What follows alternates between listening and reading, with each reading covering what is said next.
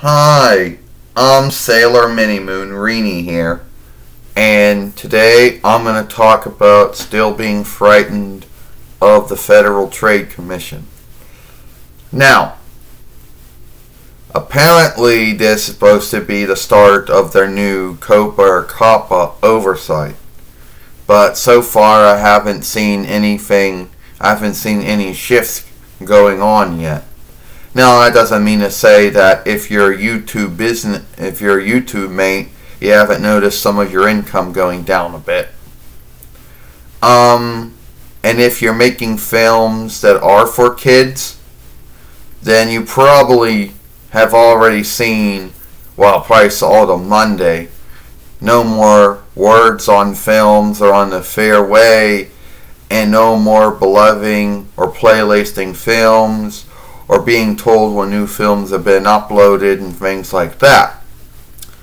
Now, a lot of folks have come in and have played the fear, and they have certainly played the fear up really good between the 2 months.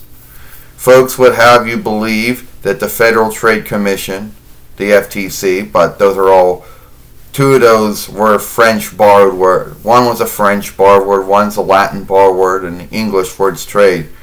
So, anyway, they would have you believe that they would come in and be hovering around folks' back, and they would just go through YouTube fairways and films. They would have you believe that they had all the men's strength and the women's strength to do this.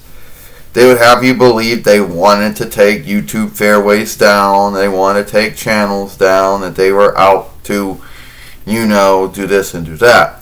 Which is not the truth. The truth is that YouTube would have to first YouTube would have to be the ones to first seek a film would have to see if someone wasn't doing right.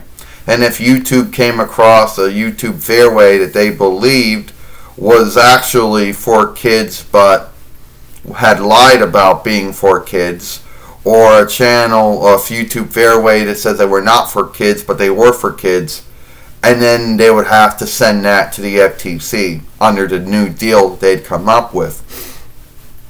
And then the FTC would have to look at the YouTube fairway and films. There would have to be a meeting for them to see if they should do it under seeking or not, and if they got enough, and if enough of them believed they should under seek it at the meeting, then go and call the owner or somehow get a hold of the owner or the runner and tell him or her or them that they were being underseeked for whatever grounds, and then start an underseeking, that which could take months, and then after that have another meeting to see if there was enough truth under that underseeking of them doing any wrongdoing. And if there was truth they did any wrongdoing at the meeting, they could come up with some kind of handicap. If they were making income from YouTube or Google, then half of that income could go away for a fine or a fee that they would be handicapped for not following the law if it was believed that they needed to follow the law. If the YouTube fairway was not a YouTube mate and they were not making any income from Google or YouTube, then the fine could not be handicapped. They could just give a warning and tell them not to do whatever wrong deed they were seeked of doing again. Or they could tell YouTube to take the films down or shut down the YouTube fairway. Or if they had a meeting and seeked that someone was not guilty of any wrongdoing, then a YouTube fairway and the films would then just stay the way they were. Keep the way they were.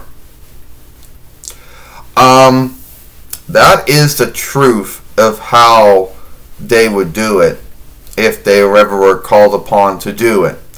But everyone says, oh, well, that's just one's team. That's just 7 years. And a new team could come in and just make a new oversight.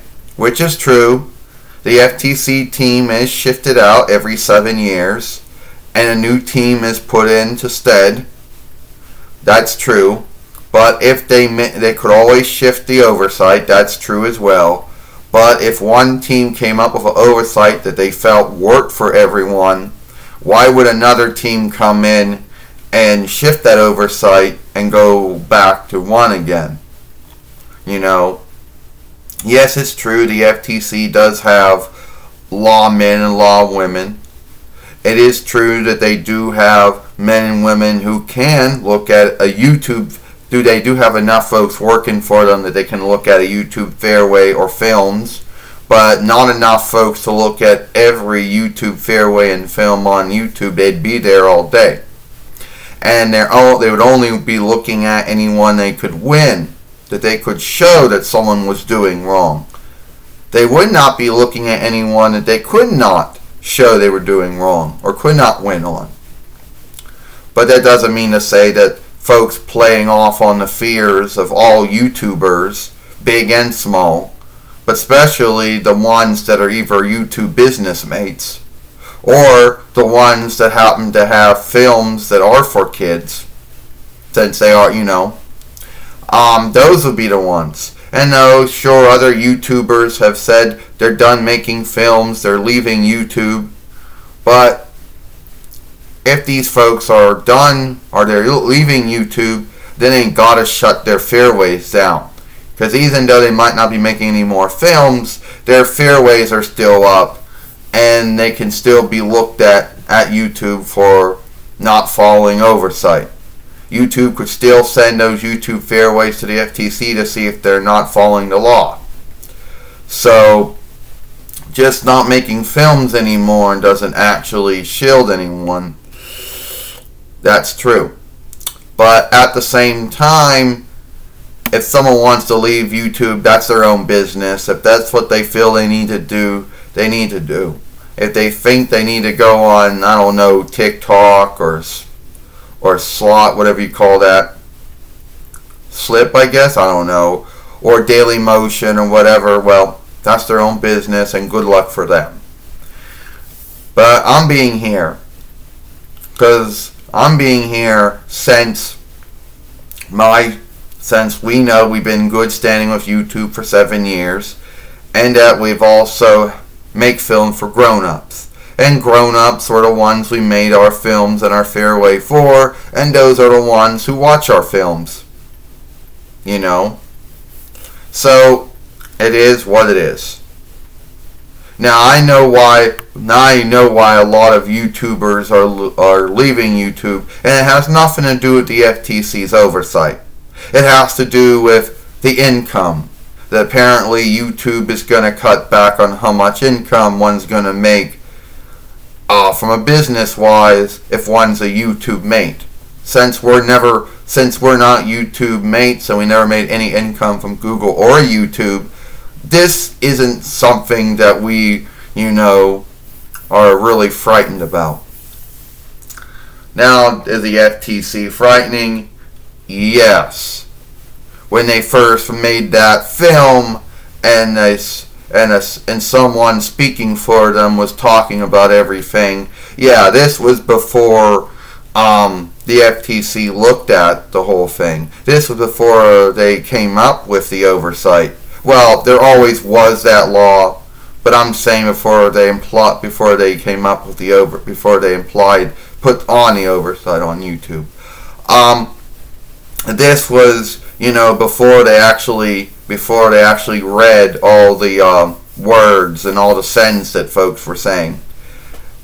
So yeah, there was a lot of fear playing on that film that they made. Which it is what it is.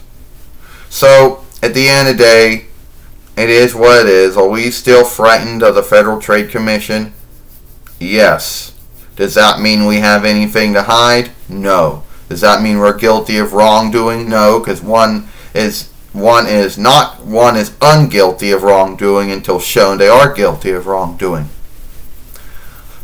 So it is what it is. I'm Sailor Mini Moon Reenie. Hope you like this film.